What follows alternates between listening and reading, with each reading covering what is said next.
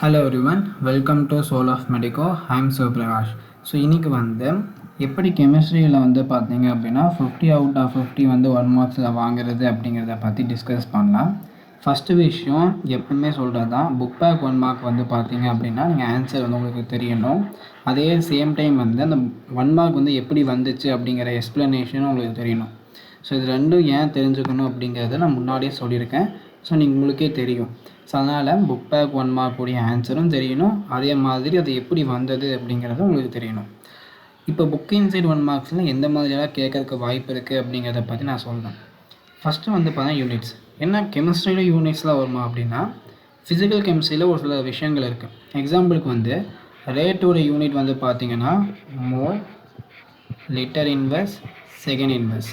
அதே மாதிரி இந்த ரேட் கான்ஸ்டன்ட்டுடைய வேல்யூ ஒவ்வொரு ஆர்டருக்கும் ஒரே மாதிரி இருக்கும். இப்போ ஜென்ரலான ஃபார்முலா என்ன அப்படின்னா, mole litre inverse the whole power 1 - a into second inverse. இந்த எண் அப்படிங்கிறது பார்த்தீங்கன்னா அப்படின்னா உங்களுக்கு ஆர்டர். இப்போ ஜீரோ ஆர்டராக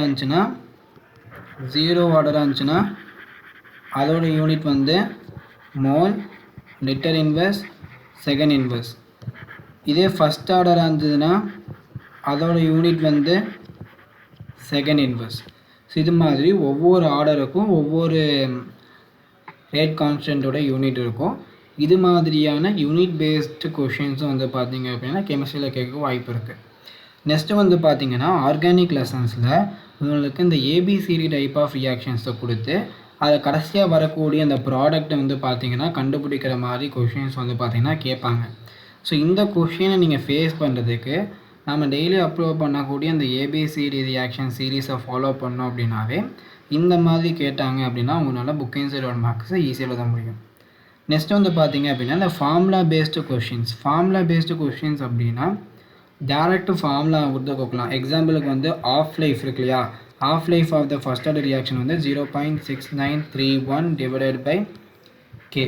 இந்த கேவுடைய வேல்யூ கொடுத்து ஆஃப் லைஃப் பார்த்தீங்கன்னா கேட்கலாம். இது மாதிரி சிம்பிளாக ஃபார்முலா பேஸ்ட் கொஷின். இல்லை அப்படின்னா உங்களுக்கு பிஹெச் கேட்கலாம். சிம்பிளாக பிஹெச் கான்சன்ட்ரேஷன் ஆஃப் H+ கொடுத்து பிஹெச் கேட்கலாம்.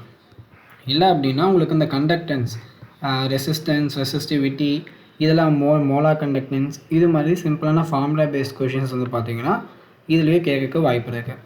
நெக்ஸ்ட்டு பார்த்தீங்க அப்படின்னா யூசஸ் கேட்கலாம். அதாவது இன்ஆர்கானிக்லேயும் சரி ஆர்கானிக் சரியே நிறையா காம்பவுண்ட்ஸ் படிப்பீங்க. அந்த காம்பவுண்ட்ஸோட யூசஸ்லாம் கொடுத்துருப்பாங்க. ஸோ அதெல்லாம் நீங்கள் படிச்சுக்கோங்க. ஆர்கானிக் கெமிஸ்ட்ரியை நீங்கள் யூசஸ் படிக்கும்போது இந்த ஏபிசிடி ரியாக்ஷன் பேராகிராஃபாக கொடுத்தாங்கன்னா அதோட இன்ட்டு கொடுப்பாங்க. இந்த ஏங்கிற காம்பவுண்ட் பார்த்தீங்கன்னா ஆன்டிஃபீஸ் ரேடியேட்டராக யூஸ் ஆகுது. இல்லை அப்படின்னா பென்சின் ஆச்சுன்னா ஒரு நான் போலார் சால்வெண்ட்டு. இது மாதிரி அதோட யூசஸை பார்த்தீங்கன்னா கொடுப்பாங்க. ஸோ நீங்கள் யூசஸ் தெரிஞ்சது அப்படின்னா உங்களால் ஈஸியாக பண்ணால் கண்டுபிடிக்க முடியும். ஸோ அதனால் இன்ஆர்கானிக்லேயும் சரி ஆர்கானிக்லேயும் சரி யூசஸ் படிச்சுக்கோங்க. உங்களுக்கு 1 மார்க்லேயும் கேட்கலாம். அதே மாதிரி ஏபிசிடி டைப் ஆஃப் ரியாக்ஷன்ஸ்லேயும் உங்களுக்கு ஹெல்ப்ஃபுல்லாக இருக்கும். ஸோ அதனால் யூசஸ் படிச்சுக்கோங்க. நெக்ஸ்ட்டு டேபிள் ஆஃப் காலம். அதாவது டேபிள் ஆஃப் காலம் அப்படின்னா இப்போ அயானிக் ஈக்குலிபிரியமில் உங்களுக்கு பிஹெச் போட்ட ஒரு ஷார்ட் இருக்கும். ஸோ அந்த ஷார்ட்டை நீங்கள் படிக்கணும். அதே மாதிரி டேபிள் ஆஃப் காலம்ஸ்லாம் அங்கங்கே நிறையா கொடுத்துருப்பாங்க. ஸோ அந்த டேபிள் காலம்ஸ்லாம் பார்த்தீங்கன்னா நீங்கள் படிச்சுக்கணும். அதே மாதிரி ஆர்கானிக்கில் ஒரு ஆசிடோடைய பிகேவி வேல்யூ, அசிடிக் ஸ்ட்ரென்த் இதெல்லாம் கம்பேர் பண்ணியிருப்பாங்க. ஸோ அதெல்லாம் நீங்கள் பார்த்தீங்கன்னா மெமரி பண்ணிக்கணும். ஸோ ஆக்சுவலி பார்த்தீங்கன்னா அதை கண்டுபிடிக்கிறதுக்கு ஒரு ட்ரிக் இருக்குது. அதுக்கு நீங்கள் இண்டக்டிவ் எஃபெக்ட்டு இதெல்லாம் யூஸ் பண்ணுவீங்க. Inductive effect, mesomeric effect, resonance, hyperconjugation, இந்த 4 எஃபெக்ட்டையும் யூஸ் பண்ணி அதை நீங்கள் கண்டுபிடிக்கணும். பட் இந்த டைமில் நீங்கள் 12th இருந்தீங்க அப்படின்னா இந்த டைமில் இத்தனை விஷயங்களையும் படிக்கிறதுக்கு கொஞ்சம் டைம் ஆகும். இல்லை எனக்கு டைம் இருக்குது அப்படின்னா நீங்கள் பார்த்தா ரெஃபர் பண்ணலாம்.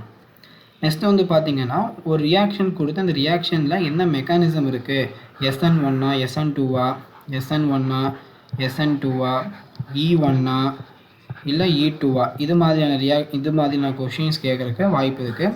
உங்கள் புக்கில் என்னென்ன மெக்கானிசம் கொடுத்துருக்காங்க அப்படிங்கிறத நீங்கள் பார்த்துக்கோங்க. எக்ஸாம்பிளுக்கு பார்த்தீங்க அப்படின்னா வில்லியம்சன் ஈதர்சன் ரியாக்ஷன் எந்த மெக்கானிசம் ஃபாலோ பண்ணும் அப்படிங்கிற மாதிரி ஒரு கொஷின் புக் பேக்கில் இருக்கும். அதே மாதிரி இந்த SOCl2 இருக்கு இல்லையா 11th சாப்டரில். ஸோ 11th சாப்டரில் இதை பேஸ் பண்ணி ஒரு ரியாக்ஷன் இருக்கும். அந்த ரியாக்ஷனுக்கு கீழே சம் SN1 SN2 அந்த மாதிரி தான் கொடுத்துருப்பாங்க. ஸோ இது மாதிரியான விஷயங்களை நீங்கள் ஞாபகம். மோஸ்டான டைம் இந்த மாதிரி கொஷின்ஸை கேட்க மாட்டாங்க. பட் கேட்குறதுக்கும் வாய்ப்பு இருக்குது. ஸோ அதனால் இந்த கொஷின்ஸ் பண்ணுவதை பார்த்துக்கோங்க. ஸோ இது மாதிரியான 6 டைப்ஸ் ஆஃப் கொஷின்ஸ் உங்களுக்கு கேட்க வாய்ப்பு இருக்குது. ஸோ எனக்கு என்னெல்லாம் தெரியுமோ அந்த 6 டைப் ஆஃப் கொஷின் சொல்லியிருக்கேன். சப்போஸ் நான் இதில் ஏதாவது மிஸ் பண்ணிட்டேன் அப்படின்னா நீங்கள் வந்து கமெண்ட்டில் சொல்லுங்கள். நான் வந்து பார்த்தீங்கன்னா அந்த கமெண்ட்டை பின் பண்ணி வைக்கிறேன். ஸோ இந்த டைப் ஆஃப் கொஷின்ஸை வந்து நான் மிஸ் பண்ணிட்டேன், ஸோ நீங்கள் வந்து பார்த்துக்கோங்க மாதிரி நான் பின் பண்ணி வச்சுருவேன். ஸோ அதனால் இதெல்லாம் நான் மிஸ் பண்ணியிருந்தேன் அப்படின்னா நீங்கள் மறக்காமல் கமெண்ட் பண்ணிடுங்க. ஸோ இந்த வீடியோவை கடைசி வரைக்கும் பார்த்துருந்தீங்க அப்படின்னா உங்களால் கெமிஸ்ட்ரியில் 1 மார்க்கில் 50 out of 50 வந்து பார்த்தீங்கன்னா வாங்க முடியும். ஸோ தேங்க்ஸ் ஃபார் வாட்சிங்.